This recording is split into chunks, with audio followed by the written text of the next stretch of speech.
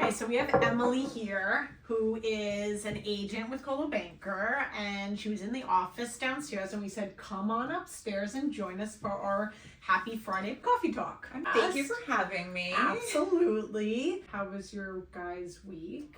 Buyers are out to play. Yes. I missed it personally. I just missed Okay, making a schedule, getting them in order, being overwhelmed with the listings they want to see. Yeah. I feel like after the holidays, to get that back, ask me next month. No, thank you. But right now, you like that thrill. Yeah. yeah, I like I like coordinating. Yes. So yes. I like saying, okay, this is what you're doing. Let me just write it out. This is what you're doing. And then when you're done, let me know how it went. But I think that, we know what it entails from our side, right? But I don't think a lot of people realize what it takes to make a schedule. How much work goes into making sure I want to see this house, but how long then does it take to get to this house? And this house you can only see it on this day at this time, so then I have to put this house before it. So we're going to kind of go back and forth a little bit just because it works with the times, but it's a lot of coordinating. It is a lot. And then the minute you think you get it, right? One of those houses says, no, we can't Cancels, show. yeah. And you're like, oh my goodness. Now I have to try to move everyone up, but they can't see it at that time. So we're going to have a coffee break. Yes. A coffee break in the middle of our showing day. Yes, and then you're like, whew, okay, we did it. We made it, we got it through, and usually, you're very good. I think you have now nailed it. You heard it. You heard it here first. She's really good. She every time I question you, you're like, don't, and it's to the dot, to the minute, every single. Be like, are you sure we have enough time? Always. I always say that. Fast forward to she's actually en route in the car, sends a screenshot of the dashboard, and it's literally arriving either a minute before or perfectly on time. And then what do I say? Thank you, sweetie. Thank you, sweetie. You're always right. Right. But I'll still question you next time too. But even it's always changing. So on Wednesday, Telling says to me, she's like, "What's the schedule for Saturday?"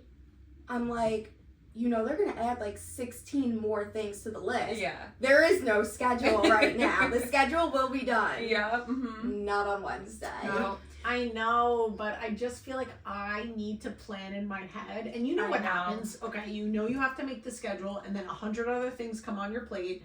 And then all of a sudden it's Friday, and you're like, well, what's the schedule? How do you organize your lists? Because it's a lot. It's a lot. I had a couple of weekends ago, I showed 17 houses in 3 days. Wow. I had an out-of-state buyer, and he flew in just for the weekend. Yeah. So Friday, Saturday, Sunday, 17 houses.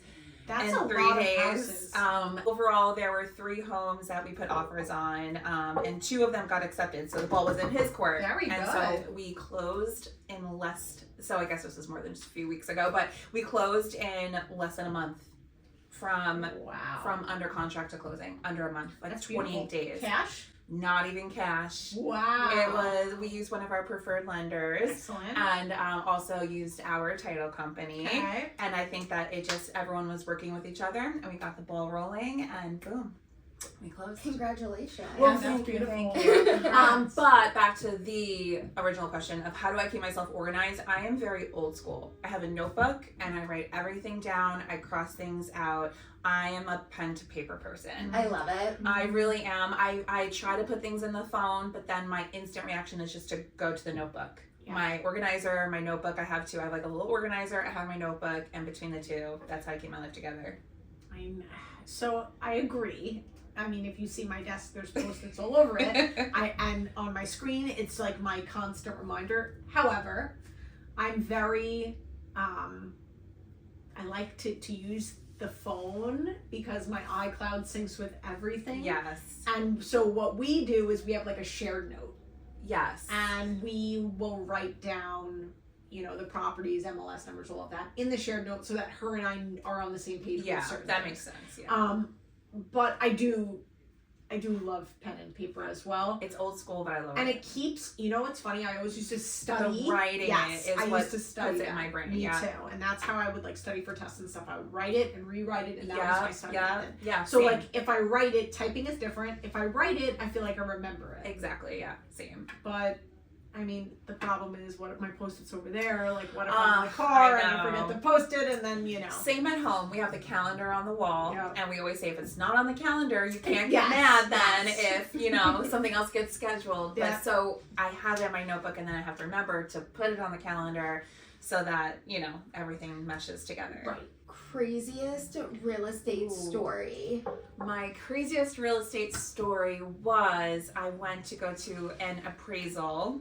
And I got there a little early, and I noticed that there were shoes outside. I looked through the windows. There were curtains that weren't there before. Come to find out, there were people living in the house that was supposed to be vacant. So I saw someone walking into the house. I stopped them, said, "This is my house. This is our house. It's my client's house." They didn't know who I was, so they called the police on me.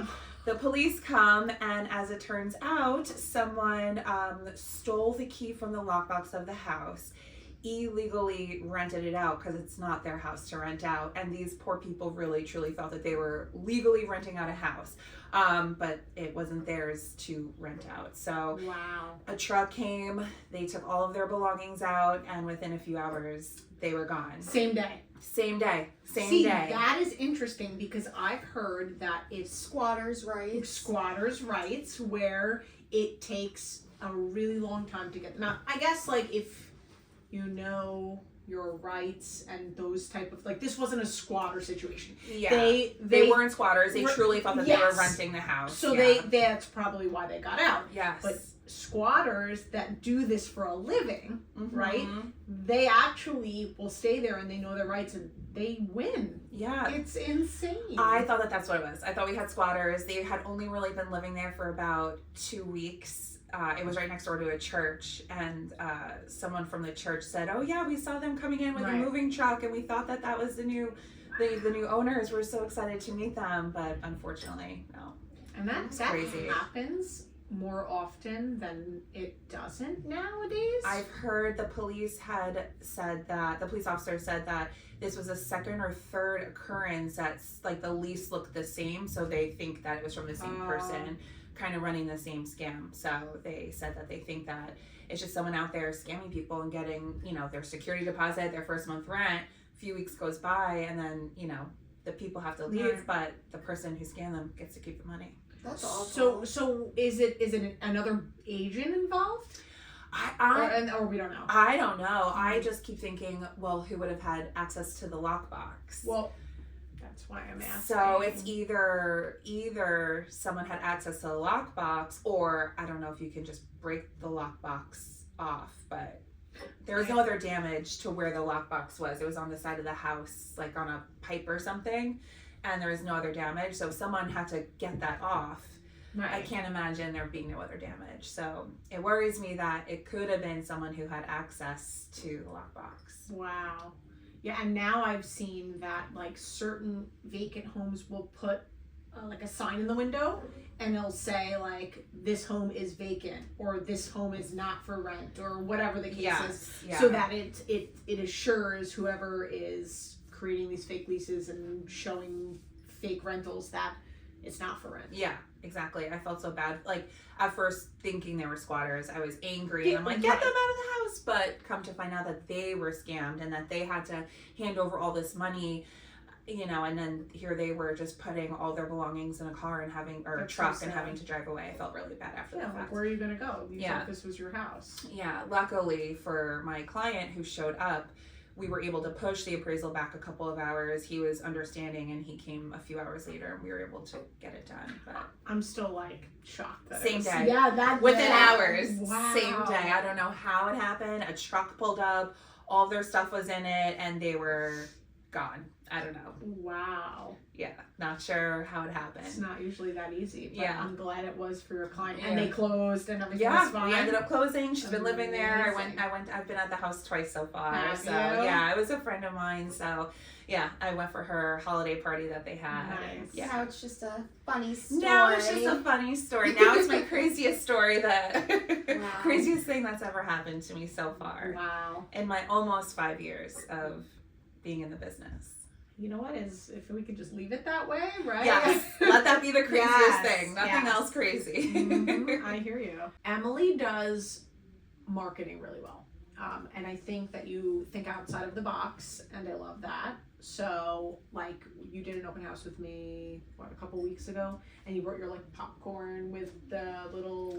Just popping by. That Thanks for popping by. I love that. Yeah. I love that. I love that you do that. You're probably like, I don't know if I should do it, but you do it anyway. It's out of your super comfort zone. corny, popcorny, but I do it anyway. Oh, that's amazing. No, but it's good because like it's that facial recognition again. Like they see your face on that, they see your face on the sign, they see your face on a business card, Yes. they see your face on a flyer. Like it's like, oh, Like okay, you're I stuck with it. You're Right. seeing my face as much as I can put it out there, It's whether you good. like it or not. And you know what else I liked? You had like a basket. Mhm. She like came with a basket. Little snacks, little waters. People like appreciate that stuff. Yes. You know? Especially with the kids. Oh yeah, True. because especially if the parents are dragging them to multiple open houses or appointments throughout the day, you're not stopping for drinks, snacks. So it's That's- good to have. I Oh my did. God. You know what? You did that, and I was like, that's actually really smart. Have you ever done bubbles? No. I thought about that. Did I ever like bring that up to you? Okay, No. maybe it was in my head. I was thinking bubbles Yes. for the summer. I think that's That's kids love bubbles. Yeah, that's awesome. Everyone that's a good loves idea. bubbles. Everyone. I mean, bubbles a little messy for me, but But if you're online, you're waiting outside. It's a beautiful Right. day. right. You should just get like a bubble machine going. Add to the ambiance in the backyard. Honestly, in the summer. You're right. People like bubbles. Yes. People like bubbles. The popcorn, though, you did steal that once. The popcorn. The idea. Probably. I stole the idea from someone else, I have to Oh, say. well, we stole it from The- you.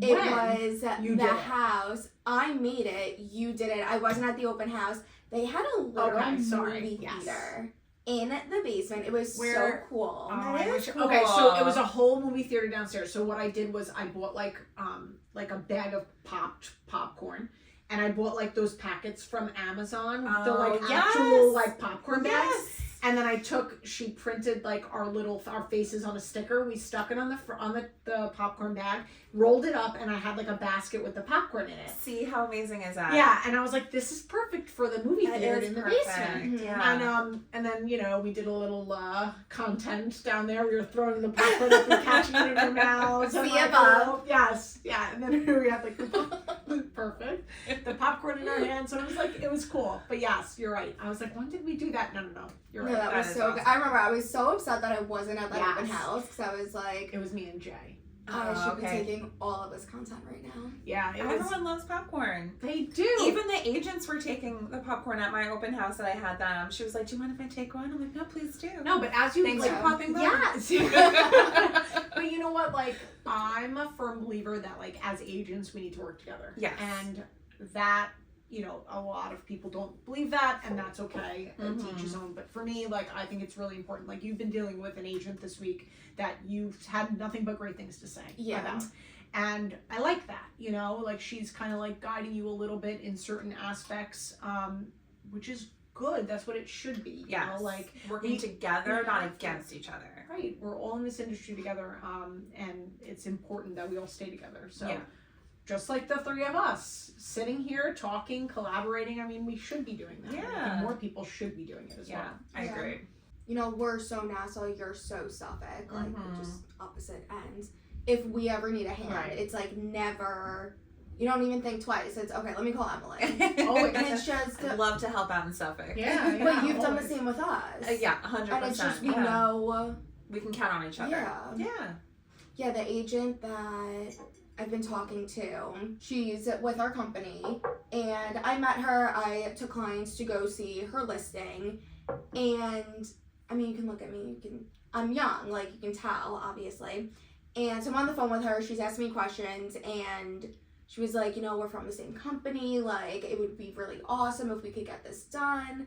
And even this morning, I'm on the phone with her, and I said, I really appreciate how much you're looking to guide me, and you're looking to, you know, help me in these situations because I don't have all the answers, and I'm trying. But it was so nice. And now I'm like, oh, when we have a big, like, company event, so tall, I was like, I can't wait for you to meet her. Yeah, that's awesome. But that's cool. And then you put the name with the face, and you already established the connection, and she already knows your name, you know hers. So the next time you see a listing of hers or vice versa, oh my gosh, I want to call her, and you'll have that relationship already established. So it's really good. It's good. And that's, I think it's important, again, to put yourself out there, talk to agents. And not that I like to talk on the phone, because I much prefer text messaging. Yes. I think most of us do. However, a lot of the times when you call somebody, it goes a long way rather than a text message. Yes. So if you're just texting with somebody, once you pick up that phone, you already established that relationship. It's like, you know, you knew them for years. Yeah, so, I agree. You know, it's. I love in our company that even though agents are at different offices throughout the island, that we all kind of step up and help out each other, like you were saying, because being that I'm part of our East Meadow office, but I live in Suffolk, I've been reaching out to our Mount Sinai office a lot for help with open houses in Suffolk. And I've had 2 or 3 different agents from our Mount Sinai office either help me with a showing if I wasn't around. That's great. Or come and help at the open house. So I love that our company, doesn't matter even if we're in different offices in different counties, that we all still help each other. I think that's great. That's awesome. Yeah. That's because we're a family. Yeah. You know, at the end of the day, this is like this culture, and I think that that's what they pride themselves on, and it's true. We all are one big happy family. Yeah. And it should stay that way. Yeah. For sure, I agree. Yeah. Whenever you tell me, okay, look at this listing, call the agent. Like, okay. I know. I'll look at the listing, I'll see Coldwell Banker, and then I'm like, okay, fine, I'll call. Yeah, Right. exactly. Thanks, guys. Right. I mean, not that they always answer the phone, but at least you tried. Yes. It's just a different sense of comfort. Like, everyone has their own. You can kind of tell when an agent is going to want a text or a call. Yes. And then you kind of got to feel it out and go with the flow. Do you find agents that are younger want the text message versus the phone call? Yes. And vice versa? I think so. Yeah. so, too. I will say there was an agent that I worked with like 2 years ago. I was representing the buyer. It was her listing.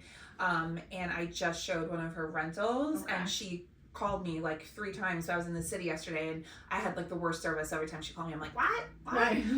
So we ended up texting, but she's, you know, younger, my age, and she was picking up the phone. I was actually surprised. I just figured she would reply to my text. So I'm like, oh, hey, let me call you back. I can't hear you, but still, we chatted on the phone for a little bit later that day. That's good. Yeah. I mean, like I said, I don't prefer to talk on the phone, but I'm very comfortable on the phone. Like, I don't, it's okay, but some people are not. Mm-hmm. Some people get all, you know, like worked up and they don't know what to say. Yes. And, I mean, I get that. It takes a really long time to, like, be comfortable. Mm-hmm. But once you are, there doesn't be sometimes with the texting, you can just multitask. You can go from doing this to doing this. Let me text you real quick, but then let me text them. So sometimes it's just easier to do the text. And you're doing like 150 things at a time. Because we always are. Right. When they don't have their cell phone number in the MLS, kills me that I can't just shoot a text real quick. Or have to call the office. What's their cell phone number? Like that. They don't want to give it out. Well, then what am I supposed to do? And I had this agent once where I was representing the buyer. He would not give out his cell phone. He would only call from his office phone. So I'd have to leave a message on his office voicemail, and then he would call me back, or we would email back and forth. Wow. And I'm like, literally 0 text. That whole transaction was either talking on the office phone or email. I've never had that in this day and age, I guess. And this was, we closed over the summer, so we're talking, I don't know, 6 months ago? Not that long ago. No, not that long ago at all. Nope.